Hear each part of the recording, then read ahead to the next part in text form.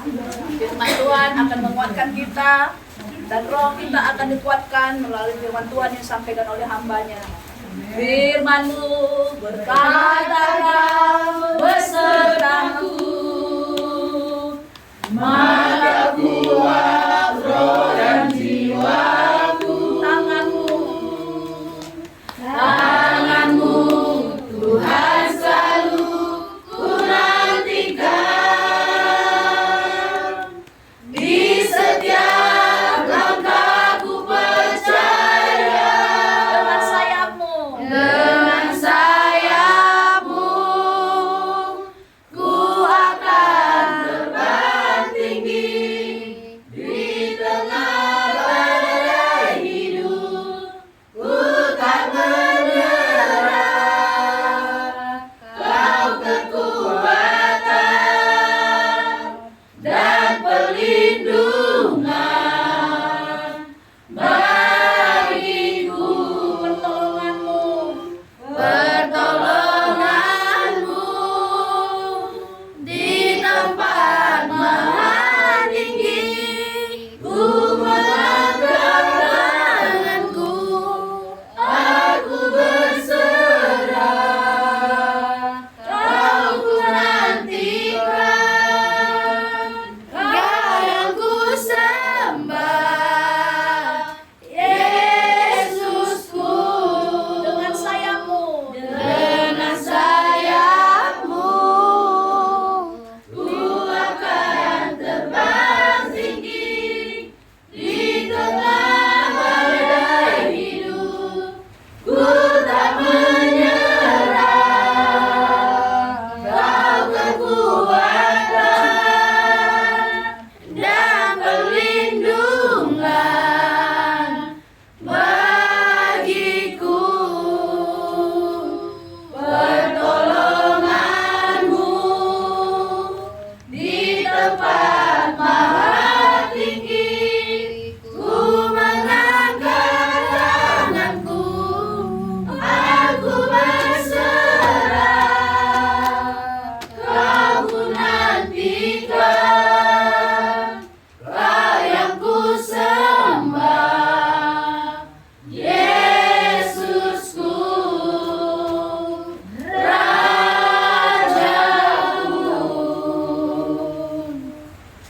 Benar Tuhan, kami siapkan hati kami untuk kebenaran firman-Mu.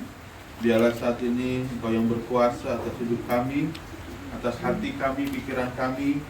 Biarlah firman-Mu yang menguatkan kami, yang membawa kami semakin mengerti apa yang menjadi kehendak-Mu dalam kehidupan kami. Kami siap untuk diberkati dengan kebenaran firman-Mu. Hanya di dalam nama Tuhan Yesus kami berdoa dan mengucap syukur. Haleluya. Amin. Amin. Shalom. Shalom. Ya, saya berdiri di sini menggantikan Pak Titin Daci ya. Pak Titin Daci yang mungkin ada kesibukan. Dan sebenarnya saya sudah siapkan firman Tuhan ini dengan tema attitude atau sikap hati, sikap hidup kita. Tapi karena tadi pagi kami renungan dan sudah dibagi juga di grup jemaat, silakan bisa dibuka di HP-nya, udah dikirim sama Ibu Gembala Rabu tanggal 24 September 2025. Siapa yang sudah baca renungannya?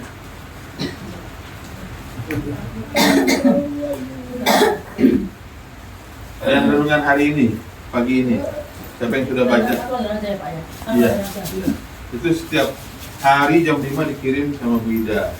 Kalau gitu, banyak yang belum dengar, saya sepertinya membagikan renungan aja ya kali ini. Kita buka ayatnya dari 1 Raja-Raja 21 ayat 1 sampai dengan 16. Nanti kita baca secara bergantian supaya tidak ngantuk, dari tuan rumah sampai Mama Korin. Itu ayat yang ganjil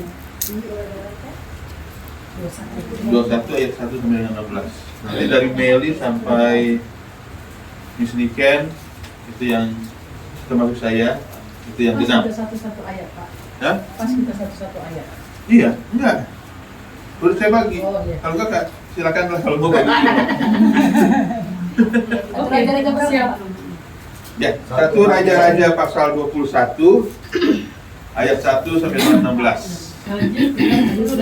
Iya. Rencana ganjil ini genap. Satu dari Silakan. Itu Raja-Raja berapa, Pak? 21 ayat 1 sampai dengan 16. Kebun anggur Nabot. 23. Sesudah itu terjadilah hal yang berikut. Nabot orang Israel mempunyai kebun anggur di Yerusalem di samping istana Ahab raja Samaria. Berkatalah Ahab kepada Nabot, berikanlah kepadaku kebun anggurmu itu, supaya kujadikan kebun sayur, sebab letaknya dekat rumahku. Aku akan memberikan kepadamu kebun anggur yang lebih baik daripada itu sebagai gantinya. Atau jika engkau lebih suka, aku akan membayar harganya kepadamu dengan uang. Jawab Nabot kepada Ahab, kiranya Tuhan menghindarkan aku daripada memberikan milik pusaka nenek moyangku kepadamu. Lalu masuklah Ahab ke dalam istananya dengan kesal hati dan bergusar oleh perkataan yang dikatakan Nabot orang Israel itu kepadanya. Tidak akan kuberikan kepadamu milik pusaka nenek moyangku. Maka berbaringlah ia di tempat tidurnya dan menundukkan mukanya dan tidak mau makan. Lalu datanglah Isabel istrinya dan berkata kepadanya, apa sebabnya hatimu kesal sehingga engkau tidak makan? Lalu jawabnya kepadanya, sebab aku telah berkata kepada Nabot orang Israel itu, berikanlah kepadaku kebun anggurmu dengan bayaran uang, atau jika engkau lebih suka, aku akan memberikan kebun anggur kepadamu sebagai gantinya. Tetapi sahutnya, tidak akan kuberikan kepadamu kebun anggurku itu. Kata Isabel istrinya kepadanya, bukankah engkau sekarang yang memegang kuasa raja atas Israel? Bangunlah, makanlah, dan biarlah hatimu gembira. Aku akan memberikan kepadamu kebun anggur Nabot orang Israel itu. Kemudian ia menulis surat atas nama Ahab, memeteraikannya dengan meterai raja, lalu mengirim surat itu kepada tuan-tuan dan pemuka-pemuka yang diam sekota dengan Nabot. Dalam surat itu ditulisnya demikian, maklumkanlah kuasa dan suruhlah Nabot duduklah di depan di antara rakyat. Suruh juga orang Rusia duduk menghadapinya, dan mereka harus naik saksi terhadap dia dengan mengatakan, engkau telah mengutuk Allah dan Raja. Sesudah itu bawalah dia keluar dan lemparlah dia dengan batu sampai mati. Orang-orang satria yang dibawa dan pemuka-pemuka diam-diam di kotanya itu melakukan seperti yang diperintahkan Isabel kepada mereka, seperti yang tertulis dalam surat yang dikirimkannya kepada mereka. Mereka menaklukkan puasa dan menyuruh Nabot duduk di depan di antara rakyat. Kemudian datanglah orang yang orang Rusila itu lalu duduk menghadapi Nabot. Orang-orang Rusila itu naik saksi terhadap Nabot di depan rakyat. Katanya, Nabot telah mengutuk Allah dan Raja. Sesudah itu mereka membawa dia keluar kota, lalu melempari dia dengan batu sampai mati. Setelah itu mereka menyuruh orang kepada Israel mengatakan, Nabot sudah dilempari sampai mati. Segera sesudah Isabel mendengar bahwa Nabot sudah dilempari sampai mati, berkatalah Isabel kepada Ahab, bangunlah, ambillah kebun anggur Nabot orang Israel itu menjadi milikmu.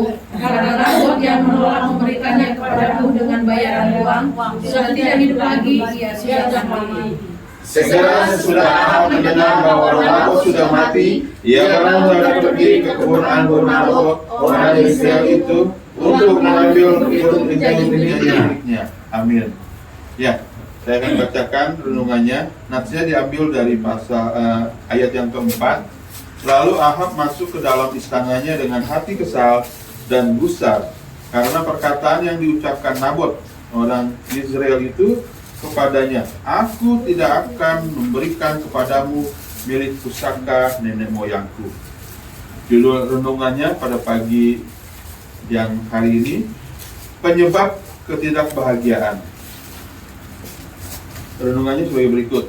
Puji Tuhan, ucap seorang wanita sesudah menutup percakapan di telepon, wajahnya tampak riang. Baru saja pihak swalayan langganannya memberitahu bahwa ia mendapat hadiah undian berupa panci penggorengan. Dia menelpon sahabatnya dan bercerita tentang hal itu. Aku juga, kata sahabatnya, aku dapat kalung emas seberat 5 gram. Seketika wajah wanita itu berubah cemberut. Hal serupa terjadi pada Ahab sesudah Nabot menolak bertransaksi dengannya. Ia merasa tidak senang karena terpikir olehnya sebagai raja, ia belum mendapat segala yang terbaik dari negeri itu. Di samping istananya masih terdapat sebuah kebun anggur yang subur yang cocok untuk dijadikan kebun sayur. Namun si pemilik tidak bersedia menjual atau menukarnya dengan alasan kebun itu merupakan bagian dari milik pusaka nenek moyangnya. Terlihat Ahab masuk ke dalam istananya dengan kesal hati dan gusar. Ia berbaring sambil menelungkupkan wajahnya dan tidak mau makan. Isabel, istrinya yang kejam, bergegas mengambil tindakan demi mengembalikan kebahagiaan suaminya. Ia merancangkan siasat untuk memfitnah Nabot sehingga Nabot dihukum mati. Maka dengan leluasa Ahab mengambil kebun anggur itu. Sekarang jelas terbentang penyebab ketidakbahagiaan seseorang. Merasa tidak senang bukan karena dirinya tidak diberkati oleh Tuhan, melainkan ia menimbang berkat milik orang lain yang lebih besar atau yang lebih baik dari miliknya. Atau singkatnya dikatakan ia melirik ke kiri dan ke kanan, sementara yang dilirik merasakan hal yang sama, dan akhirnya mereka semua tidak bahagia. Kita jangan seperti itu. Jangan rela kehilangan kesenangan hanya karena lirikan. Sadari berkat dalam genggaman tangan sudah merupakan takaran terbaik dari Tuhan.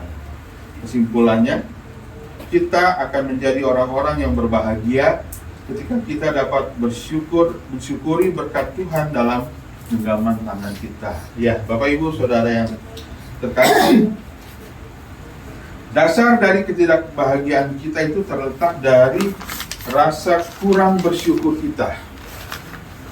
Seberapa sering kita iri hati dengan teman kita, dengan tetangga-tetangga kita, sebelah kita kiri kanan.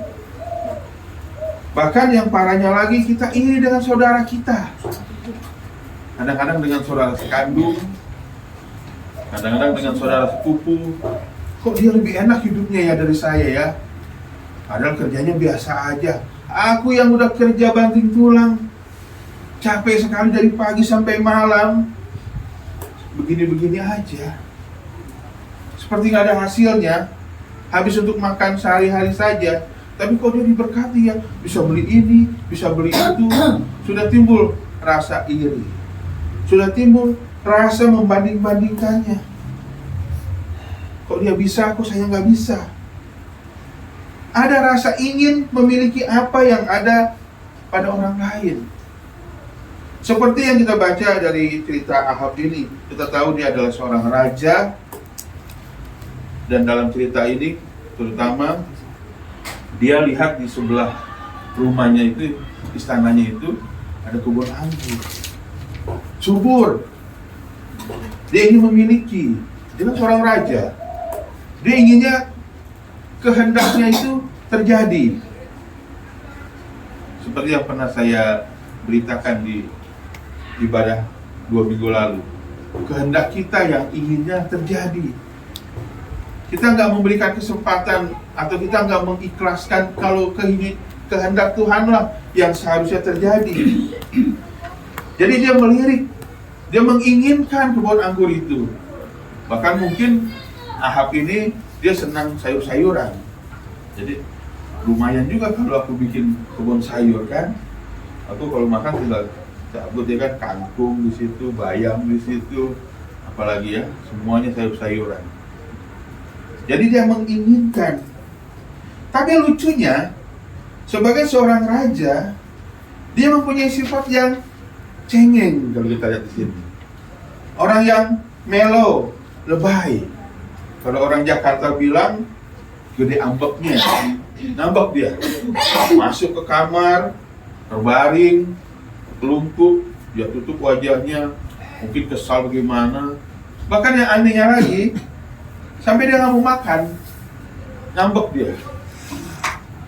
Dan tindakan itu sepertinya mencari perhatian dari orang terdekat, dari keluarga yang bisa membantu dia, yang bisa menolong dia. Cuma disayangkan lagi bahwa istrinya, kalau kita tahu namanya itu Isabel. Istrinya ini adalah seorang wanita yang paling jahat yang pernah dicatat di dalam Alkitab. Dan dia berhati iblis, karena dia pemuja iblis ya, patung-patung berhala itu. Dan dia nggak ada belas kasihan. Makanya dia waktu Ahab lagi rajut itu, dia lagi ngambek. Mungkin istrinya datang kan, benar nggak ceritakan cara detail. Suamiku, kenapa kamu ngambek? Udah sedih aku, gitu. Marah aku, kenapa? Itu si Nabot tuh, resek katanya.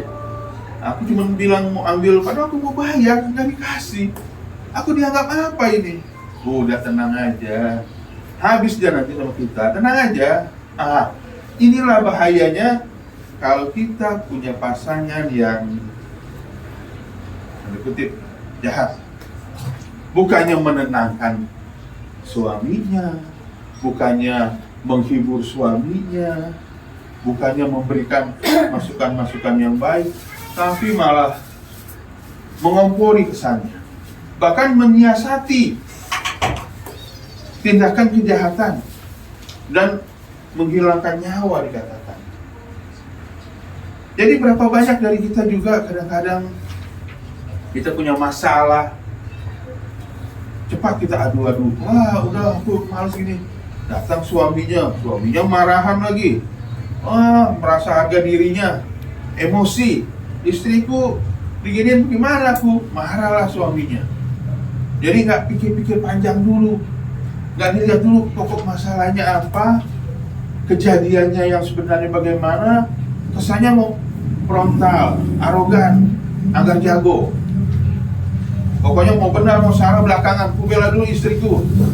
Pokoknya mau benar mau salah, gak usah aku pikirkan, aku bela dulu suamiku. Ada yang seperti itu, dan banyak kita dapati. Akhirnya bukan menimbulkan kedamaian, akhirnya ada suasana yang lebih baik, tapi malah tambah keributan, tapi malah nambah masalah.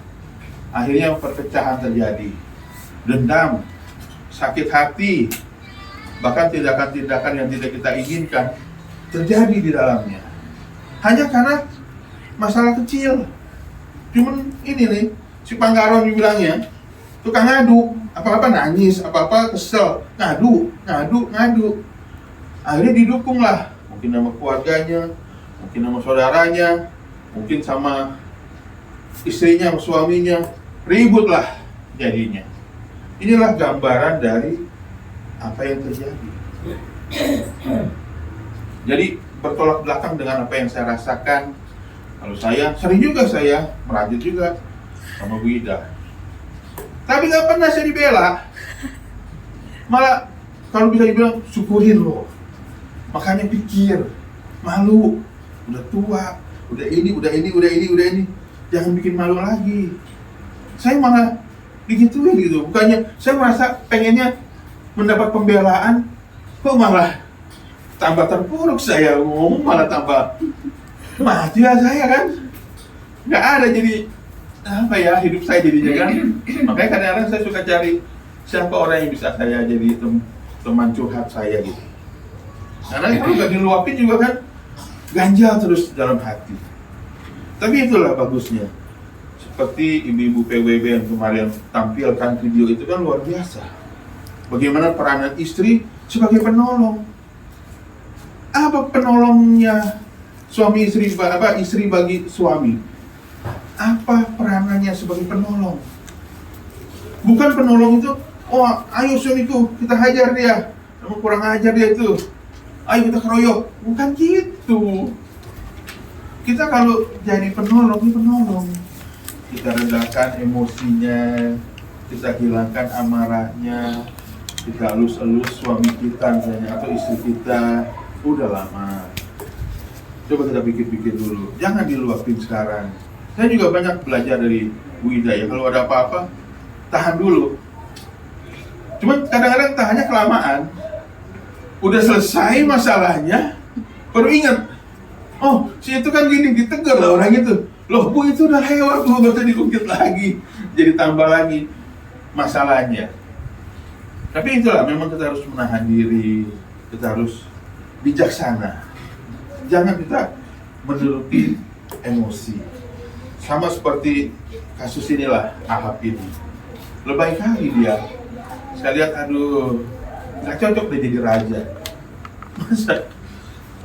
Bukan anak kecil lagi loh, punya anak, udah punya istri. Tapi sifatnya kayak anak-anak. Merajok dia. Dan lagi istrinya jahat lagi.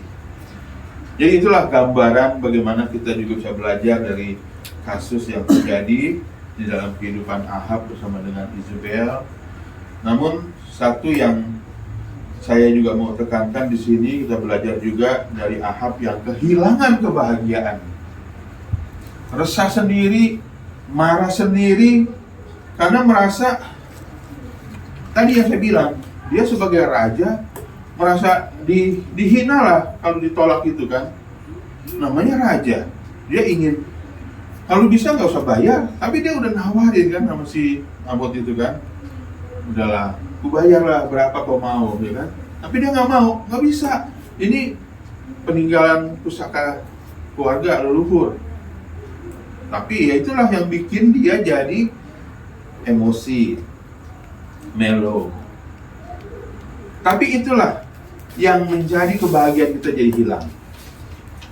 Serakah, iri hati, menginginkan milik orang lain. Akhirnya apa yang kita inginkan itu tidak terjadi atau ada penolakan, disitulah muncul hilangnya kebahagiaan kita. Aturan kita jadi sukacita, keadaan yang biasa-biasa atau baik-baik saja bisa hilang damai sejahtera. Karena ada permasalahan itu, hanya menginginkan sesuatu tapi ditolak, hilang damai sejahtera. Aturan udah mau pergi, jadi nggak pergi. Masuk kamar, nangis di kamar, uring-uringan. Itulah yang terjadi. Makanya kita harus belajar dalam hal ini. Kita harus belajar, jangan kita seperti anak kecil.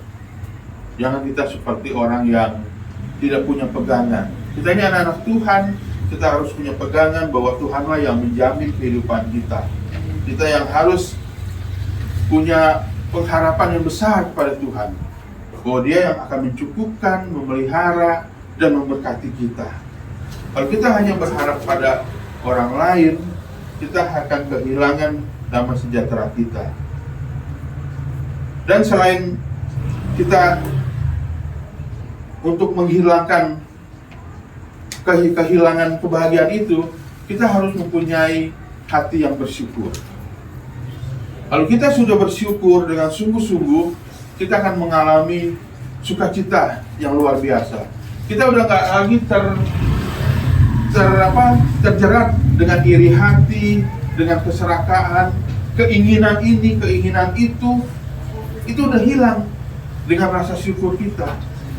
Bahkan dalam Amsal dikatakan dengan sedikit kita bisa cukup, tapi orang yang punya banyak itu kekurangan. Artinya kita harus benar-benar bersyukur. Kalau sedikit ya kita harus berhikmat. Kita pergunakan semua yang Tuhan berikan dengan rasa syukur. Kita harus memakainya juga dengan hikmat. Jangankan yang kecil, yang besar aja kalau nggak berhikmat, habis juga pendapatan kita, penghasilan kita. Bagaimana yang kecil? Sudah kecil pendapatannya, keinginannya banyak, habis.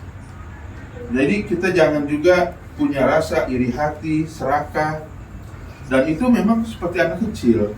Kalau kita bayangin ya, misalnya ya, siapa ya anaknya? Oh, misalnya anaknya WP misalnya, si Kela sama si Atania. Diberikan mainan sama, 3 ya sama si Kela. Lalu si Atania maunya semuanya dapat buat dia semua.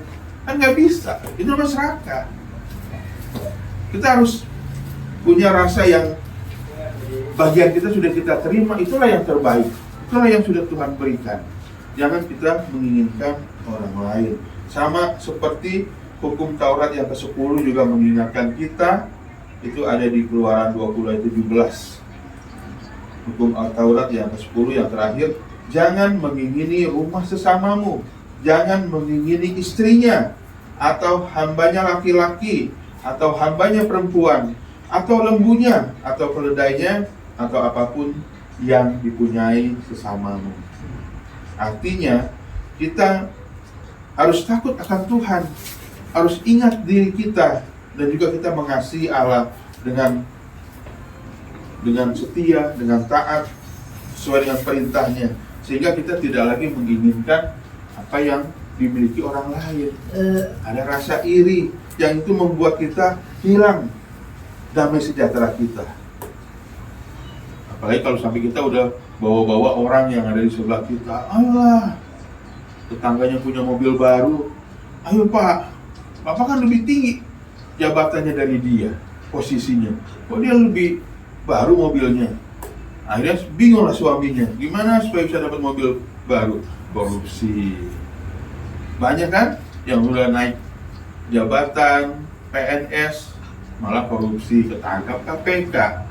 Akhirnya bikin malu keluarga. Tapi sebagai penolong kita ada di tengah-tengah kehidupan, ya kita harus membantu pasangan kita. Jangan seperti Isabel ini, malah merencanakan yang buruk. Dan kuncinya hanya dua, bersyukurlah dan jangan membanding-bandingkan hidup kita dengan orang lain.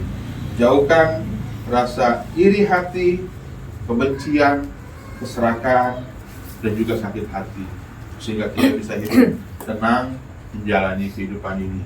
Tidak seperti keluarga yang tadi kita baca, Ahab dan Isabel, malah akhirnya karena keinginannya tidak tercapai, dia malah membunuh orang dengan membuat surat bahwa ini dari raja, pakai panggil semua orang, petua-petua, dan dia akhirnya dilempari batu.